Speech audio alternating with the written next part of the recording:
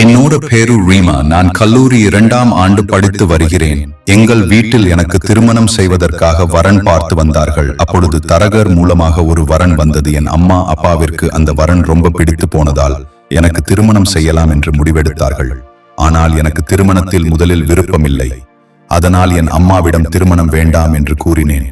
ஆனால் அம்மா, இந்த வரன் நல்ல வரனாக இருக்கின்றது, இன்னும் ஒரு வருட படிப்பு தானே இருக்கிறது, நீ உன் கணவர் வீட்டிலிருந்து படிக்கலாம் என்று கூறினார்கள். சரி என்று நானும் ஒத்துக்கொண்டேன். மறுநாள் மாப்பிள்ளை வீட்டிலிருந்து என்னை பெண் பார்க்க வந்திருந்தார்கள். எனக்கு மாப்பிள்ளை சக்தியை பார்த்தவுடன் பிடித்து விட்டது. சக்திக்கும் என்னை பிடித்து விட்டது. அதுக்கப்புறம் நடக்க வேண்டிய சடங்கு எல்லாம் முடிஞ்சு ஒரு மாசத்திலேயே கல்யாணம் நல்லபடியா முடிஞ்சது. எனக்கு சக்தி ரொம்ப பிடிச்சதுனால அவருக்கு மனைவியா இருக்கிறது எனக்கு ரொம்பவே சந்தோஷம். அன்று இரவு எங்க வீட்டுல முதலிரவு ஏற்பாடுகள் எல்லாம் நடந்தது. முதலிரவு நினைச்சு எனக்கு ரொம்பவும் பயமா இருந்தது. முதல் முறையா ஒரு ஆண் கூட தனியா இருக்க போறோன்ற உணர்வு எனக்குள்ள ஏற்பட்டது. சக்திக்கு பிடிச்ச மாதிரி நடந்துக்கன்னு பெரியவங்க எல்லாம் சொல்லி அனுப்பிச்சாங்க. அதே மாதிரி எங்களுடைய முதல் இரவு எதிர்பார்த்ததை விட சந்தோஷமா அமைஞ்சது. சக்தியும் கொஞ்சம் கூட கூச்சப்படாம என்கிட்ட சந்தோஷமா பேசவும் இருக்கவும் செஞ்சார். அடுத்த நாள் அம்மா வீட்டுல இருந்து மாமியார் வீட்டுக்கு கிளம்பி போனோம். மாமியார் மாமனார் என்னோட நல்ல விதமா தான் பழகினாங்க. மாமியார் வீட்டுல என்னோட வாழ்க்கை நல்லபடியா போயிட்டு இருந்துச்சு. கல்லூரி போகவும் தயாரான என்னுடைய கணவர் ஆபீஸ் போறப்போ என்னையும் கூட்டிட்டு போய் கல்லூரியில விட்டுட்டு அவரோட ஆபீஸுக்கு போயிடுவாரு. மாலை வரும் பொழுதும் ஆபீஸ்ல இருந்து கல்லூரிக்கு வந்து என்னை கூட்டிட்டு வருவாரு. இப்படியே ஒரு வருஷம் ஓடிச்சு. கல்லூரி முடிஞ்சு நான் வீல இருக்க ஆரம்பித்தேன்.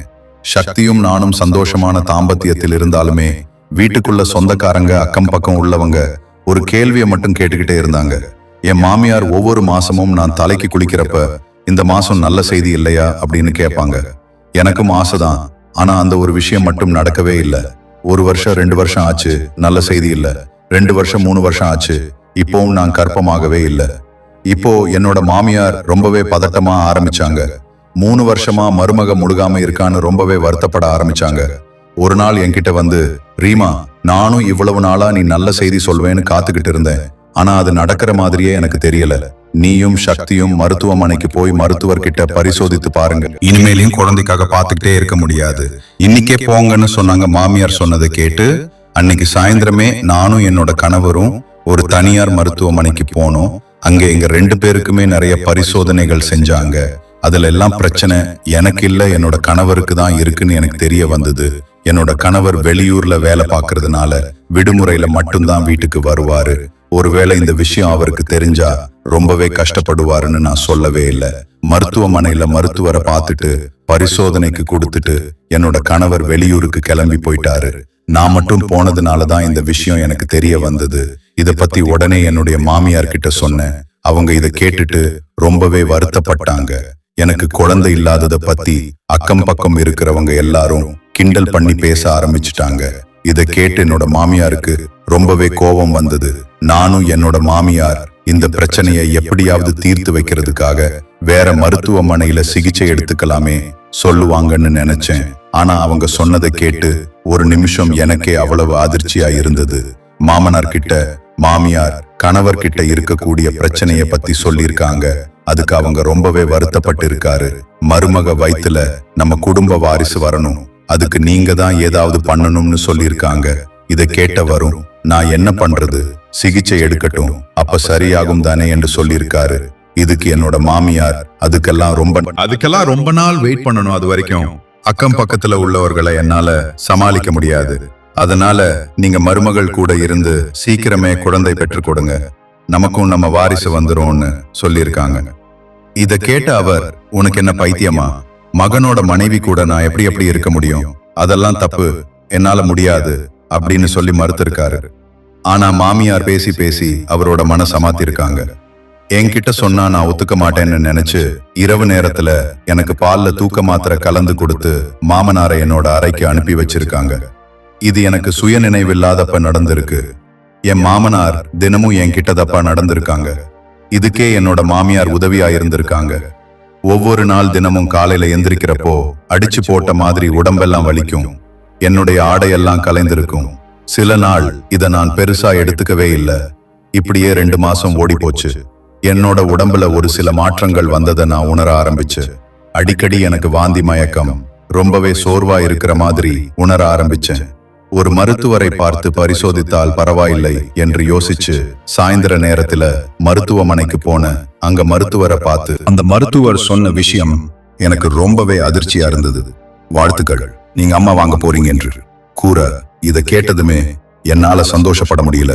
புருஷன் பக்கத்துல இல்ல இருந்தாலும் அவர் பக்கத்துல இல்லாதப்போ நான் எப்படி கர்ப்பமானேந்து யோசிச்சுக்கிட்டு அங்கிருந்து வீட்டுக்கு கிளம்பினேன். மருத்துவர் சொன்னதை பத்தி என்னோட மாமியார் கிட்ட சொன்னேன். அதை கேட்டு அவங்க என் மேல சந்தேகப்பட்டு திட்டுவாங்கன்னு பார்த்தா நல்ல செய்தி சொல்லிருக்குன்னு சொல்லி எனக்கு சர்க்கரை கொடுத்து கொண்டாட ஆரம்பிச்சாங்க. எனக்கு ஒண்ணுமே புரியல. நான் யாரு கூடயும் தகாத உறவுகளையும் இல்ல கணவரை தவிர வேற யாரு கூடயும் தப்பாவும் இல்ல. அப்போ குழந்தை எப்படி யாரோட குழந்தை? அதை யோசிச்சு யோசிச்சு எனக்கு தலைவலியே அதிகமாயிடுச்சு. மாமியார் சக்திக்கு கால் பண்ணி இந்த விஷயத்தை பத்தி சொல்றாங்க. அவரும் ரொம்பவே சந்தோஷமா கிளம்பி வரேன்னு சொல்றாரு. 3 வருஷமா ஒரு குழந்தைக்காக ஏங்கின எனக்கு இப்போது கிடைச்சிருக்கு. ஆனால் சந்தோஷப்படுவது வாய்ப்பு எனக்கு அமையல. இப்படியே 2-3 மாசம் ஓடி போச்சு. கணவர் அப்பப்ப வந்துட்டு என்ன பார்த்துட்டு போவாரு. குழந்தை அவரோடது தானே நினைச்சு ஒவ்வொரு விஷயத்தையும் பார்த்து பார்த்து செய்ய ஆரம்பிச்சாரு. என்னாலதான் இத பத்தி யாருக்கிட்டையும் பேச முடியல. எந்த ஒரு ரகசியத்தையும் ரொம்ப நாள் வெளிவராம இருக்காது அப்படின்னு சொல்ற மாதிரி ஒரு நாள் அந்த என்னோட மாமனார் மாமியார் அவங்க அறையில பேசிட்டு இருந்ததை யதார்த்தமா நான் கேட்டுட்டேன். இப்ப இருக்கிற மருத்துவ சிகிச்சையில குழந்தை பிறப்பதற்கு எவ்வளவு வாய்ப்புகள் இருக்கு, அதெல்லாம் முயற்சி பண்ணிருக்கலாம். அதை விட்டுட்டு மகனுக்கு இவங்க 2 பேருமே சேர்ந்து இவ்வளவு பெரிய துரோகத்தை செஞ்சிருக்காங்கன்னு அந்த நிமிஷம் எனக்கு தோணுச்சு. உங்க மூலமா மருமக வயித்துல நம்ம குடும்ப வாரிசு வந்தது எனக்கு ரொம்ப சந்தோஷம். குழந்தை வந்துட்டா யாரும் நம்ம பையனை தப்பா பேச மாட்டாங்க. அவனுக்கும் அப்பாவான சந்தோஷம் கிடைக்கும். இது எல்லாமே உங்களாலதான் நடந்துச்சு. மருமகளுக்கு தெரியாத வரைக்கும் ரொம்ப நல்லது. இந்த ரகசியம் நம்முடைய போகட்டும் அப்படின்னு 2 பேருமே பேசிட்டு இருந்தாங்க. இதை கேட்ட எனக்கு பயங்கரமா கோபம் வந்தது. உடனே இதை பத்தி கேட்டு அவங்க 2 பேர்கிட்டையும் சண்டை போட ஆரம்பிச்சேன். உண்மை தெரிஞ்சது நினைச்சு முதல்ல அவங்க பயந்தாலும் அதுக்கப்புறம் 2 பேரும் சேர்ந்து என்ன மிரட்ட ஆரம்பிச்சாங்க. இது சக்தி கிட்ட நீ சொன்னா நீ யார் கூடயோ தவறான உறவு வச்சு அதுல வந்த குழந்தை தான் இது. அதை மறைக்கதான் இப்படி ஒரு பொய் சொல்றேன்னு சொல்லுவோம். சக்தி நான் சொல்றதுதான் கேட்பான். உனக்கு இந்த வீட்டுல இருக்கணும், சக்திக்கு மனைவியா வாழணும்னு நினைச்சா குழந்தைய பெற்று வளர்க்கிற வழிய பாரு. இல்லனா உங்க அம்மா வீட்டுக்கு போய் வாழ வெட்டியாதான் இருக்கணும். இந்த குழந்தை பிறந்தா யாரோட குழந்தை இதுன்னு கேட்டு தினமுமே ஊர்ல இருக்கிறவங்க, அக்கம் பக்கத்துல இருக்கிறவங்க, சொந்தக்காரங்கன்னு சொல்லி எல்லாருமே கேள்வியா கேட்டு உன்னை சாகடிக்காம விட மாட்டாங்க. யார் மூலமா வந்திருந்தா என்ன, இது இந்த வீட்டு வாரிசு தானே அப்படின்னு என் மாமியார் என்ன மிரட்டினாங்க. அதுக்கப்புறம் நானும் நல்லா யோசிச்சேன். இப்போ 9 மாசம் குழந்தையும் ஒன்றும் பண்ண முடியாது. இவங்க பண்ண தப்பு. இந்த குழந்தை என்ன பண்ணும், அதை நான் தண்டிக்க கூடாதுன்னு நினைச்சேன். அதுக்காக சரி நம்ம எல்லாத்தையும் மறந்து வாழணும்னு முடிவு பண்ணினேன். இந்த ரகசியம் என்னோடவே போகட்டும்னு நினைச்சு மனசுக்குள்ளேயே புதைச்சுக்கிட்டு அந்த குழந்தைக்காக வாழ ஆரம்பிச்சேன். இப்போ என்னோட பையனுக்கு 2 வயசு ஆகுது. ஒவ்வொரு முறையுமே அவன் என்னோட கணவரை அப்பான்னு கூப்பிடுறப்ப எனக்குள்ள ஒரு குற்ற உணர்ச்சி இருந்து கொண்டேதான் இருக்கிறது. அதுக்கப்புறம் என்னால அந்த வீட்டுல ஒன்னா இருக்க முடியல.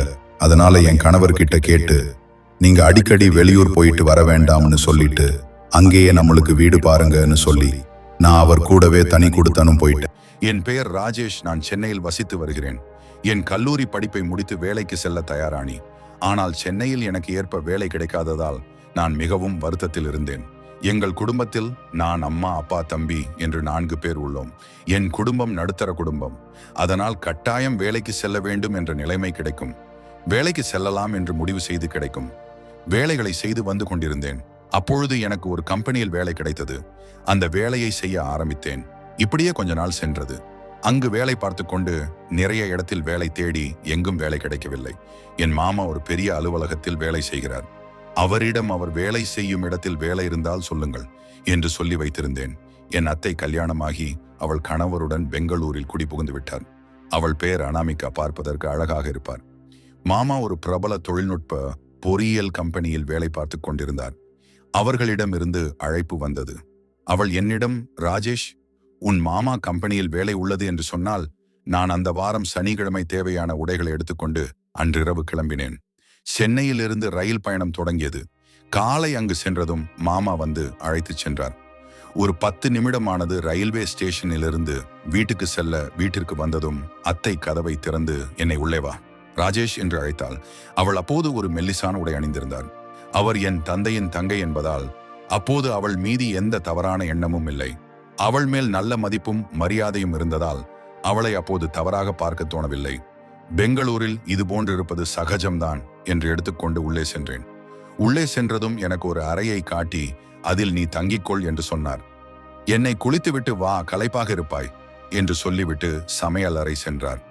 நானும் குளித்துவிட்டு உடை மாற்றி வந்து சோபாவில் அமர்ந்தேன். அத்தைக்கு 2 குழந்தைகள் இருவரும் நான் வந்ததும் என்னை பார்த்து மாமா என்று கட்டிக்கொண்டார்கள். எப்போது வந்தீர்கள் என்று கேட்டுக்கொண்டு என் மீது ஏறி அமர்ந்தனர். என் அத்தை சமையல் அறையிலிருந்து பள்ளிக்கு செல்ல நேரமாகிவிட்டது. இருவரும் கிளம்பவில்லையா என்று சத்தம் போட்டார். இருவரையும் சாப்பிட அழைத்தால் இருவரும் சென்று பள்ளிக்கு செல்ல தயாரானார்கள். அத்தை எனக்கு டீ போட்டு கொண்டு வந்து கொடுத்தார். நானும் குடித்துவிட்டு டிவி பார்த்தேன். அத்தை கடைக்கு சென்று கறிகள் வாங்க சென்றிருந்தார். கறி வாங்கி கொண்டு வீட்டிற்கு வந்த அத்தை என்னிடம் நாளை கம்பெனிக்கு செல்ல தயாராக இரு, உனக்கு தேவையான பொருட்களை எல்லாம் எடுத்து வைத்துக்கொள் என்று கூறிக்கொண்டிருந்தார். உன்னுடைய வேலையை பற்றி முன்ன வேகம்பெனியில் உள்ளவர்களிடம் தெரிவித்திருந்தேன். அதன் பின் அப்படியே எல்லோரையும் பற்றி விசாரித்துக் கொண்டிருக்க அந்த நாள் வேகமாக சென்றது. அடுத்த நாள் காலையில் எழுந்து கிளம்பி அலுவலகம் சென்று மாமா சொன்னது போல அங்கு பேசினேன். பின் அவர்கள் என்னிடம் எல்லாம் சரியாக இருக்கிறது, நீங்கள் நாளை வந்து சேர்ந்து கொள்ளுங்கள் என்று சொன்னார். நான் மாமாவிடம் சொல்லிவிட்டு மாமாவின் வீட்டிற்கு வந்தேன். வீட்டின் கதவை தட்டினேன். அத்தை வந்து கதவை திறந்து நின்றாள். அழகாக அத்தை முகம் தோன்றியது. நான் அதை பார்த்து பார்க்காதது போல் உள்ளே வந்தேன். நான் என் அறைக்கு சென்று படுத்தேன். அத்தை சமையல் அறை சென்று சமையல் செய்து கொண்டிருந்தார். நான் நல்லா தூங்கினேன். மதியமானது. அத்தை வந்து எழுப்பி சாப்பிட அழைத்தால் நானும் சிறிது நேரம் கழித்து சென்று சாப்பிட வந்தேன். மாமாவும் வந்திருந்தார். அத்தை எனக்காக இன்றும் இறைச்சி எடுத்து சமைத்திருந்தார். இறைச்சி நன்றாக சாப்பிடு என்று எனக்கு எடுத்து வைத்துக் கொண்டிருந்தார். பிறகு எனக்காக சமைத்து வைத்த எல்லாவற்றையும் என் தட்டில் அடுக்கடுக்காக எடுத்து வைத்தார். நானும் அவற்றையெல்லாம் சுவைத்தேன். என் அத்தை நன்றாக சமைப்பார். சிறு வயதிலேயே அவரின் சமையலுக்கு நான் அடிமை. இப்பொழுது நன்றாக சமைத்து எனக்கு பரிமாறினாள். நான் அத்தை, இடம் அத்தை, நீங்கள் நன்றாக சமைக்கிறீர்கள் என்று சொல்லிக்கொண்டே சாப்பிட, அத்தையும் ரொம்ப நன்றி உங்க மாமா, ஒரு தடவை கூட என்கிட்ட அப்படி சொன்னதில்லை என்று கூறிக்கொண்டிருந்தார். அன்று நாள் முழுவதும் டிவிக்கு முன்னாலும் என் அறையில் தூக்கத்திலும் முடிந்தது. அடுத்த நாள் வேலைக்கு சென்றேன். முதல் நாள் எல்லோரிடமும் அறிமுகம் செய்து வைத்தார்கள். நானும் என்னை அறிமுகம் செய்துவிட்டு வேலை பற்றி விசாரிக்க ஆரம்பித்தேன். கொஞ்சம் கொஞ்சமாக வேலை பற்றி தெரிந்து கொண்டேன். எல்லோரிடமும் நன்றாக பழகினேன். எனக்கு வேலை பிடித்தது. இப்படியே 3 மாதம் சென்றது. எனக்கும் நல்லா வேலை எல்லாம் தெரிய ஆரம்பித்தது. எல்லோருக்கும் வீட்டிலிருந்தே வேலை பார்க்கும் வாய்ப்பு கிடைத்தது. அனைவரும் வீட்டிலிருந்து வேலை பார்க்க முடிவு எடுத்தோம். அதே போல வாரம் 1 முறை மட்டும் அலுவலகம் வரலாம் என்று கூறினார்கள். வீட்டிலிருந்து வேலை பார்க்க ஆரம்பித்தேன். எங்க அத்தை உங்கள் குழுவிற்கு மட்டும் எப்படி வீட்டிலிருந்து வேலை பார்க்கும் வாய்ப்பு கொடுத்தாங்க என்று கேட்டால் நான் தெரியல. அத்தை புது வேலை ஒண்ணு வந்திருக்கு, அதனால ஆபீஸ்ல வேற குழு நிறைய இடம் வேணும்னு சொன்னாங்க. வீட்டில இருந்து வேலை பார்க்க சொல்லிட்டாங்க. அதனாலதான் வீட்டில இருந்து வேலை பார்க்க ஆரம்பித்தேன். மனசு தடுமாற்றம் கொண்டது. வேலை பார்த்து கொண்டே கதை படித்தேன். அன்று வேலை கம்மியாக இருந்ததால் சீக்கிரம் முடித்துவிட்டு அசதியில் படுத்தேன். அத்தை வந்து எழுப்பி சாப்பிட அழைத்தார். நானும் எழுந்து முகம் கழுவி சாப்பிட சென்றேன். என் அத்தை உணவை சமையல் அறையில் இருந்து எடுத்து வந்து எனக்கு சாப்பிட கொடுத்தார். நானும் உணவை சுவைத்துவிட்டு நன்றாக இருக்கிறது அத்தை என்று அவரிடம் கூறிக்கொண்டிருந்தேன். என் அத்தை என்னிடம் என் கம்பெனியில் பெண்கள் எல்லாம் எப்படி என்று விசாரித்துக் கொண்டிருந்தார். நானும் அவரிடம் எல்லாம் நல்ல பெண்கள் நன்றாக பேசுகிறார்கள் என்று கூறிக்கொண்டிருந்தேன். அப்படியே அத்தை என்னிடம் வெகு நேரமாக பேசிக் கொண்டிருந்தார். பிறகு மாமா வர மாமாவிற்கு உணவளித்தார். மாமா என்னிடம் கம்பெனியை பற்றி விசாரித்துவிட்டு, நல்ல அலுவலகம், இதில் நீ தொடர்ந்து வேலை செய்தால் உனக்கு நல்ல வருமானம் கிடைக்கும் என்று கூறினார். பிறகு மாமாவும் மதிய உணவை அருந்திவிட்டு அலுவலகம் சென்று விட்டார். அதன் பிறகு என் அத்தை பக்கத்தில் இருக்கும் கடைக்கு சென்று காய்கள் வாங்கி வருகிறேன் என்று சொல்லிவிட்டு அங்கிருந்து சென்றார். பிறகு நான் என் கணினியை எடுத்து என் வேலையை தொடங்கினேன். வேலை முடிப்பதற்கு இரவு 11 மணி ஆனது.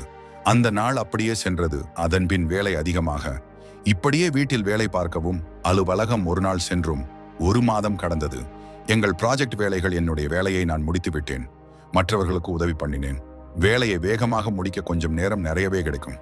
சரி, அத்தைக்கு சமையல் செய்ய உதவி பண்ணலாம் என்று கதவை திறந்தேன். சமையல் அறையில் இருக்கும். நான் வெளியே வந்து அத்தையை பார்த்தேன். அவள் நான் வெளியே வந்ததை பார்த்து பயந்து போய், என்ன ராஜேஷ், என்ன வேணும் சொன்னா நானே எடுத்து கொண்டு வந்திருப்பேன் என்று சொன்னாள். நான் இல்ல, அத்தை வேலை முடிஞ்சதால் உங்களுக்கு உதவி பண்ணலாம் என்று வந்தேன் என்றேன். அத்தை வேணாம், நான் பார்த்துக்கிறேன், நீ ஓய்வு எடு என்று சொல்லி பதட்டத்துடன் நின்றாள். நான் பரவாயில்லை அத்தை என்று சொன்னேன். பிறகு அவள் கையில் கேரட் வைத்திருந்தால் அதை குடுங்க, நான் கட் பண்ணி தரேன்னு சொல்லி கேட்டேன். அவள் ராஜேஷ் அதெல்லாம் வேண்டாம், நானே கட் பண்ணிக்கிறேன் என்று சொன்னால் நான் கேட்காமல் கேரட் எடுத்து கட் பண்ணேன். அவள் கையில் இருந்ததையும் வாங்கி ஓரமாக வைத்தேன். அப்போது அவள் அதை மட்டும் எடுத்து, இது வேண்டாம், வேற கேரட்டை கட் பண்ணு என்று கூறினார். பிறகு எல்லாவற்றையும் சமைத்து முடித்தோம். பிறகு சாப்பிட சென்றோம். அப்பொழுது சாப்பிடும்போது, இன்னைக்கு சாப்பிடும்போது உப்பு எல்லாம் சரியாக இருந்தது. அத்தை என்று அத்தையிடம் நான் கூறினேன், எப்பொழுதும் நீங்கள் சமைக்கும் உணவு சுவையாக இருக்கும், ஆனால் உப்பு மட்டும் அதிகமாக இருக்கும். இன்று நல்லா இருக்கு அத்தை என்றேன். அப்பொழுது சிரித்த அத்தை உடனே பேசாமல் சாப்பிடு ராஜேஷ் என்று சொல்லிக்கொண்டே மௌனமாக சிரித்தாள். அப்பொழுது அந்த சிரிப்புக்கு அர்த்தம் புரியவில்லை. அடுத்த நாள் ஞாயிற்றுக்கிழமை மாமா ஆட்டுக்கறி எடுத்துக்கொண்டு வந்திருந்தார். அன்று நானும் மாமாவும் மற்றும் பசங்கள் அனைவரும் விளையாட பக்கத்தில் ஒரு திடலுக்கு சென்றோம். விளையாட்டு எல்லாம் முடித்துவிட்டு வீட்டிற்கு சென்று குளித்துவிட்டு சமையல் தயாரானவுடன் சாப்பிட அமர்ந்தோம். நல்ல பசியில் இருந்தோம். அனைவரும் அத்தை அன்று மட்டன் பிரியாணி, அதற்கு தொட்டுக்கொள்வதற்கு தயிரும் வெள்ளரிக்காய் செய்து வைத்திருந்தார்.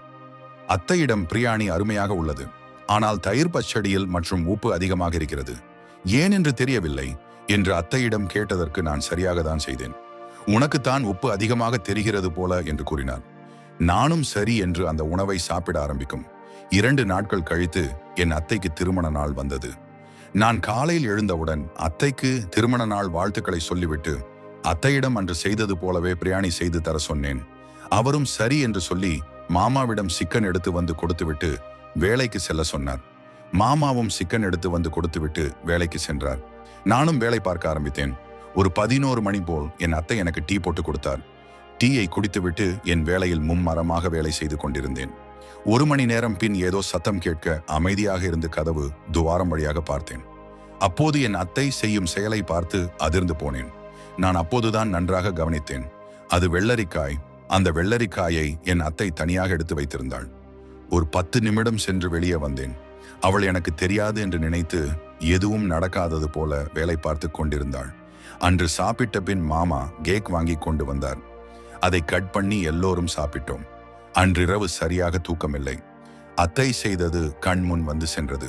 அதை நினைத்தவுடன் என் மனநிலைமை வேறு மாதிரி ஆனது. என்னதான் இருந்தாலும் அவள் என்னுடைய அத்தை இப்படி தவறாக நினைக்க கூடாது என்று தோன்றியது. மறுநாள் காலையில் மாமா ஏதோ மீட்டிங் உள்ளது என்று அவர் வேலையிலிருந்து அழைப்பு வர அவர் அவசரமாக வெளியூர் கிளம்பிவிட்டார். அத்தை பிள்ளைகளும் பள்ளிக்கு சென்றார்கள். அன்று எனக்கு வேலை அவ்வளவாக இல்லை, வேகமாக முடிந்தது. அத்தையிடம் பேச சென்றேன். அவள் வெளியே இல்லை. அத்தை என்று அழைத்தேன். அவள் குளித்துக் கொண்டிருந்தார். திடீரென்று ஏதோ சத்தம் வந்தது. ராஜேஷ், கொஞ்சம் உள்ளே வாடா, கீழே விழுந்து விட்டேன், உதவி செய் என்று சொன்னால் நானும் உள்ளே சென்று பார்த்தேன். ராஜேஷ் தூக்கிவிடு என்று அத்தை சொல்லவும் சுயநினைவுக்கு வந்து பாத்ரூம் உள்ளே சென்று நானும் வலிக்கு அவர் மேல் மெதுவாக விழுந்தேன். அந்த நேரத்தில் சத்தமாக என்னத்தை சிரித்தார். என்னடா, என்ன தூக்கிவிட சொன்னா? உன்னைய தூக்கிவிட ஒரு ஆளு வேணும் போல என்று சொல்லி சிரித்துக் கொண்டிருந்தாள். நான் சற்று வேகமாக எழுந்து அவனை தூக்கினேன். படுக்கையில் படுக்க வைத்து அவள் கால் ரொம்ப வலிக்குது, கொஞ்சம் எண்ணெய் தேய்த்து விடு என்று சொன்னால் இது எல்லாம் அவளுடைய விளையாட்டு என்று அப்போது எனக்கு தெரியவில்லை. நானும் என்னை எடுத்து வந்து எங்கு வலி இருக்கிறது அத்தை என்று கேட்டு அவர் காலில் தேய்த்து விட்டேன். அப்பொழுது ராஜேஷ், எனக்கு ஒரு உதவி பண்ணுவாயா என்று கேட்டார். நான் சொல்லுங்க அத்தை, என்ன செய்ய வேண்டும் என்று கேட்டேன். அத்தை, எனக்கு குடும்ப வாழ்க்கையில் முழுமையான சந்தோஷம் வேண்டும் என்று சொன்னான். நான் ஐயோ அத்தை, இது தவறு, வெளியே தெரிந்தால் அசிங்கம் என்று கூறினேன். அத்தை, வெளியே தெரிந்தால்தான் அசிங்கம், தெரியாமல் இருந்தால் என்று கேட்டாள். என்னிடம் நான் தெரியாமல் இருந்தால் இல்லையானால் நான் எப்படி உங்கள் கூட என்று கேட்டேன். உனக்கு என் மேல் ஆசை இருக்கு என்று தெரியும், இது ஒன்றும் தப்பு இல்லை. எனக்கு உன்னை விட்டால் வேறு யாரிடமும் போக வேண்டும் என்று தெரியவில்லை. உன் மாமா என்னை சரியாக கவனிப்பதே இல்லை என்று அழுக ஆரம்பித்தார். நான் வேறு யாரிடம் போனால்தான் அசிங்கம், நீயே என்னை சந்தோஷமாக வைத்துக்கொள் என்று சொல்ல, நான் உங்கள் மேலே எனக்கு ஆசையெல்லாம் இல்லை அத்தை. ஆனால் அன்று ஒரு நாள் சமையலறையில் நீங்கள் செய்த காரியம், உங்கள் மேல் கவனம் செலுத்த ஆரம்பித்தேன். ஆனால் மனது கேட்கவில்லை என்று சொன்னேன். அத்தை, எனக்கு தெரியும், நீ நேற்று என்னை பார்த்தது இரவு உன் அறைக்கு வந்தேன். நீ என்னை நினைத்து புலம்பிக் கொண்டே நீ செய்யும் செயலையும் நான் பார்த்தேன். அதன் பிறகுதான் நான் உன்னிடம் இப்படி நடந்து கொள்ள ஆசைப்பட்டேன் என்ற எண்ணத்தை கூறினார். அதன் பிறகு நான் இரவு செய்த காரியத்தை அத்தை பார்த்து, பின்பு என் இனிமேல் நாம் வெட்கப்பட வேண்டும் என்று நினைத்து கொண்டு அத்தையின் அருகில் சென்று அவர்கள் நினைத்ததைப் போல அவளுடன் நான் சந்தோஷமாக இருந்தேன்.